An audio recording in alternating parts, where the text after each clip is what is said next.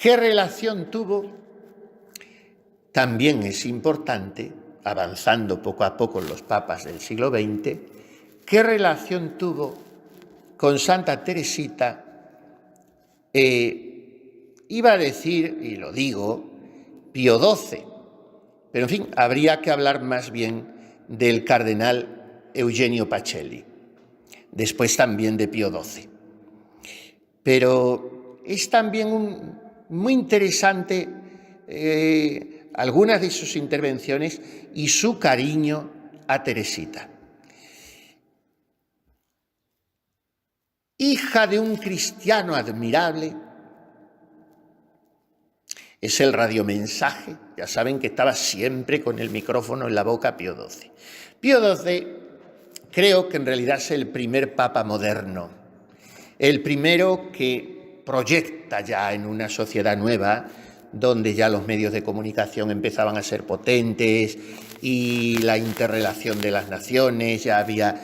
Pío XII tuvo un pontificado dificilísimo en plena Segunda Guerra Mundial, y le estamos viendo con sus brazos abiertos de par en par y su sotana, su dulleta blanca manchada de sangre y su bolsillo lleno de billetes de todas las liras que había en la caja del Vaticano, porque mandó que se las dieran y que le prepararan un coche rápidamente y le dieran todo lo que había en el Vaticano, y con aquel gesto suyo tan hierático, tan elegante, tan sacerdotal, los brazos en cruz en medio de una muchedumbre de muchachos y de jóvenes sobre todo, y de pobres mujeres despavoridas allí en el barrio de San Lorenzo Extramuros, donde habían caído las bombas, y a tantos judíos que refugió y salvó, y que por no defender a los judíos no le beatifiquen.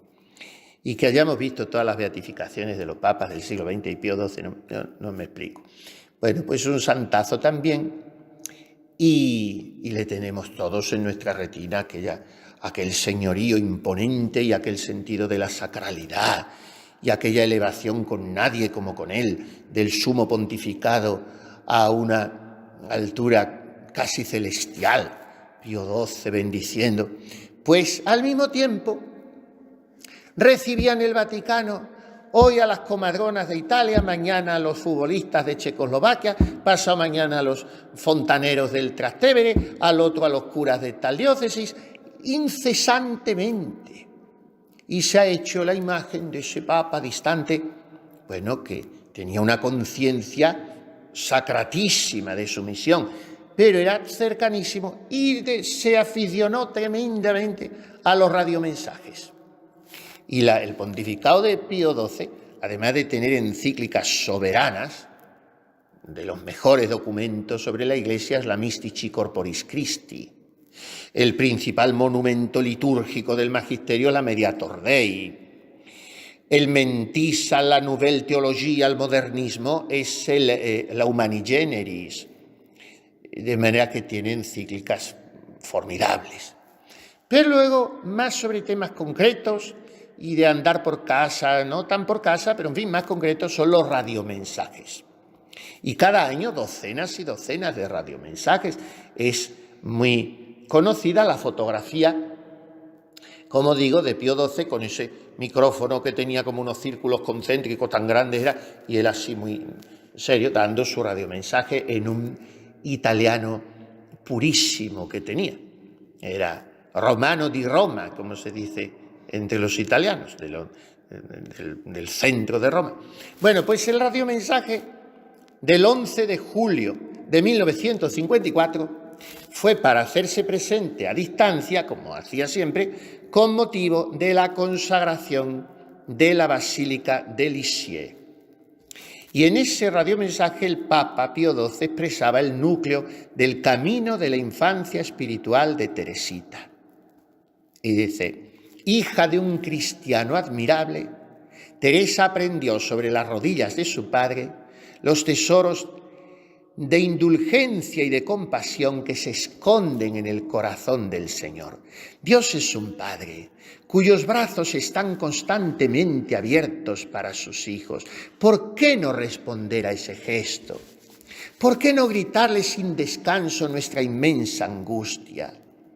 Hay que fiarse de las palabras de Teresa cuando invita, tanto al más miserable como al más perfecto, a hacer valer ante Dios solo la debilidad radical y la pobreza espiritual de una criatura pecadora. El radiomensaje entero es precioso, pero solo puedo leer algunas citas. He podido traducir porque no lo encuentro más que en francés. Claro, todo lo que queremos no está todavía traducido, como digo que también me cuesta encontrar completo en español el discurso de Benedicto XV en la Declaración de Virtudes Heroicas. Este radiomensaje completo lo he encontrado en francés. Es una belleza absoluta. Solamente estas frases. Lo que dice Pío XII. Teresa invita tanto al más miserable como al más perfecto, de manera que el más perfecto no existe, por lo que dice después, a hacer valer ante Dios solo, o sea, no hacer valer ningún mérito, ningún apoyo, ninguna confianza en nada propio. Teresita, la invitación que nos dirige es a hacer valer, miren qué aval, mire qué carta de recomendación, mire qué presentación, pues eso es lo que nos dice Teresita. Lo que tienes que poner ante ese Dios que está con los brazos abiertos de Padre ante ti es solamente lo que tienes, la debilidad radical, o sea, de raíz, que no puede producir otra cosa más que debilidad. La debilidad radical y la pobreza espiritual de una criatura pecadora.